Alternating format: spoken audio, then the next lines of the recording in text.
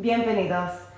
My name is Celia Troche and I am the chair with Ahora, AbbVie's Latinx ERG.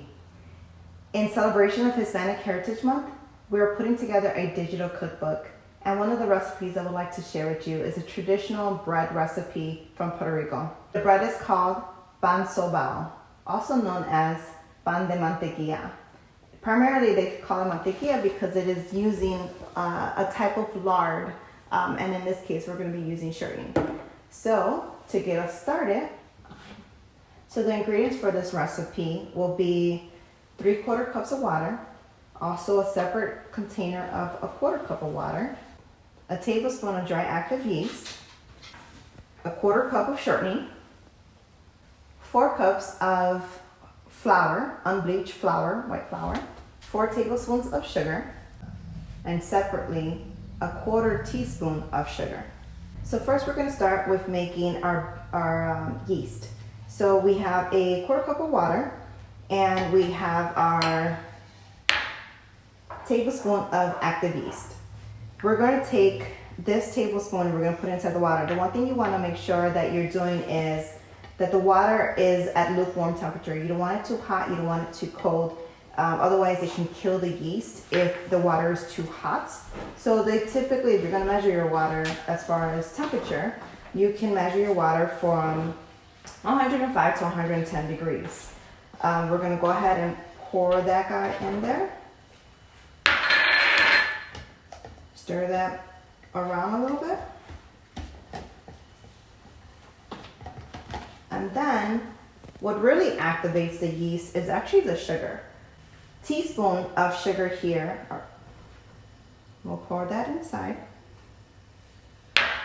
And we'll stir it together. You gotta leave it sit for about 10-15 minutes. You wanna mix this in really good and you're just gonna put it to the side. And while this is working, what you're actually gonna notice is that it is going to increase in size and volume. It's going to be much larger than what you see it at right now. So that's how you know once it actually increases and doubles in size, it kind of gives you a poofing type of look. That's when you know that it actually is, you have good yeast, that it's not dead. If it stays flat and it doesn't rise, then that's when you know you have an issue going on there and you may want to start over again. The first time I did this, I had to do it a few times to get it right, but eventually we got there, and now this is like a household staple. My daughter loves to eat this, and yeah, we'll see how that looks in about 10-15 minutes.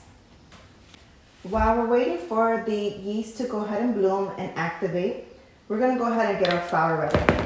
So we have 4 cups of flour here. We're going to add a tablespoon and a half of salt. So here it goes on.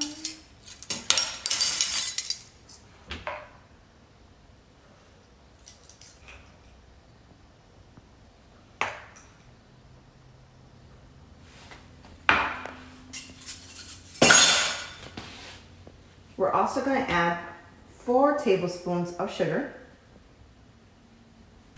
And we're just going to go ahead and mix that in.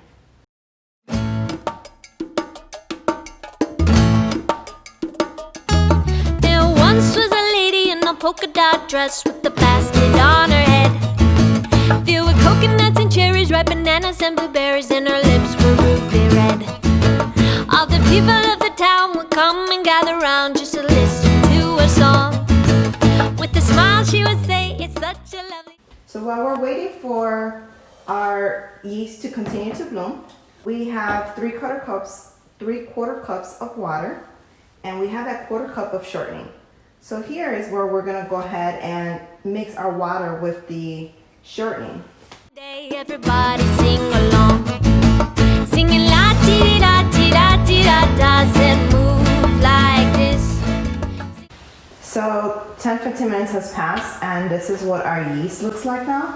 So as you can see, it's much larger than what it was when we first started with just that 1/4 cup of water and the ingredients that we put in there. So now that that's ready, we're gonna go ahead and take our flour and we're gonna pour this inside. I'm gonna do this first. Ti da ti da ti da da. and shake your hips. Turn to the right, turn to the left, and do a little dip. Everybody, do the señorita twist.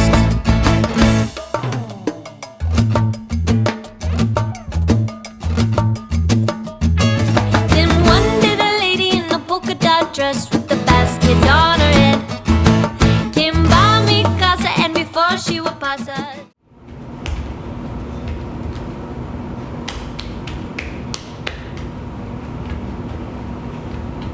Now that our dough is ready, we're actually gonna go ahead and put it back into the bowl. And we're gonna cover the bowl with a towel, and we're gonna let it rest for about 30 minutes. After that is done, we're gonna go ahead and take it and move it around again, and then we're gonna actually start shaping it into the loaves of bread on our pan, and we're gonna let it set for another 2 hours, again covered with a towel, to make sure that it goes ahead and creates and rises, so that way it looks into the shape that we want it to be in. So we'll be right back. Okay, it's been about a half hour since we let our dough actually rest. So we're gonna go ahead and uncover it, and what you'll actually see is that the dough is about almost double the size of what it was originally, if you can see that pretty good. So now we're gonna take it out, and I'm gonna put it on the counter actually. I'm gonna put a little bit of flour on the counter so that it doesn't stick. And we're gonna take it out, and we're just gonna go ahead and roll it out again. What I like to do is actually roll it over on itself. So you just kind of pull it from one side, you roll it over, pull it from the other side, you roll it over, and then we're just gonna roll it. Again, I already have flour on top of the counter so that it doesn't stick. So now it's a nice smooth ball, it doesn't stick to my fingers. I have here already a pan with some parchment paper so that it doesn't stick, and I have the roller pin. So this ball is actually going to give us 2 loaves. So we're going to go ahead and form that into a nice little ball. And I forgot my pizza slicer.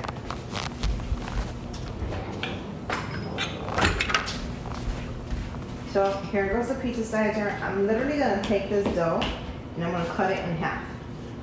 So if you want like smaller loaves, you definitely can cut it into any size that you want it to be. But we're going to go ahead and cut it into 2 and make 2 loaves out of that. So we have our first one. We're going to go ahead and roll it out. And what I'm going to try to do is actually flatten it out, because we're going to use a roller pin to flatten it out, and then we're going to roll it again. And I'll show you what that looks like. So it's flat some here for right now. And so you can see it's kind of long.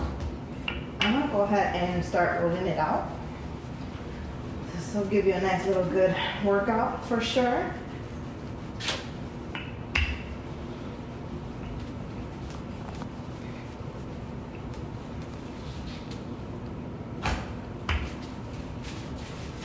And you don't want to roll it out in a sense where you know, you have this huge circle.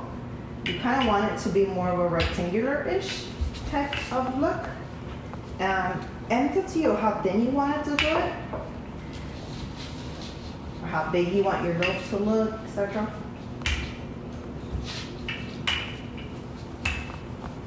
So yeah, put a little elbow in there.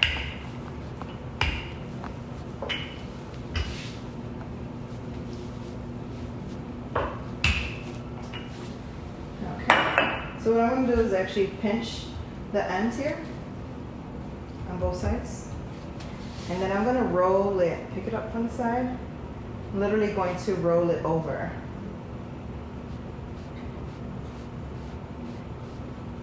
And so there you go. That's your first loaf. I'm going to pinch the ends so that it doesn't expand. And it kind of just stays that way. It's just a preference, you really don't have to.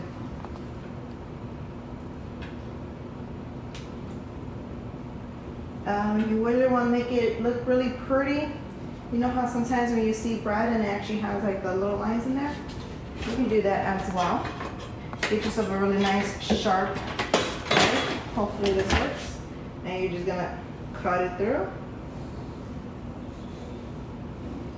Once you create your loaf, you're actually going to go ahead and move that onto the pan.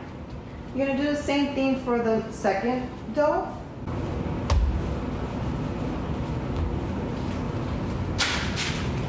There we go.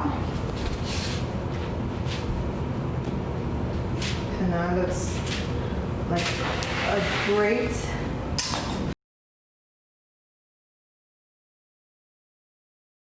So as I mentioned, we need to have our bread, let it rest for at least 2 hours. For me personally, I actually like to let it rest overnight. And to kind of give you an idea of what it looks like now after it resting, especially overnight, look how much it's actually expanded. So it's actually pretty much bigger. I would say at least 50% from what it was originally. So to get it ready to put in the oven, we're gonna set the oven for 300 degrees. We're gonna put it in right away. We're not gonna let the oven preheat, and then we're gonna give it 30 minutes, and then we're gonna pull it out, and we'll be ready for our bread. This is what she said. Come out and dance, why don't you take a chance to feel the melody? If you have a frown, I can turn it upside down. Just come and follow me. Okay, so it's been about 30 minutes. Here is our bread. Look how beautiful that looks.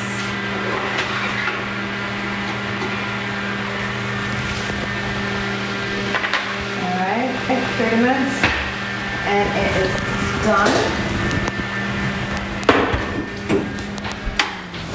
So we're going to go ahead and give it a taste. This is hot, so be careful.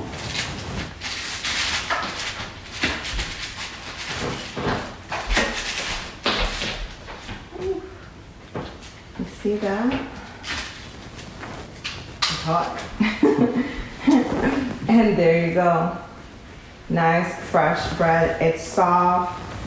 That has that buttery feel. So it's super yummy. It's a little almost too hot to bite, but here, let's try it. Perfect. And that's it. There goes your pan sobao, pan de mantequilla.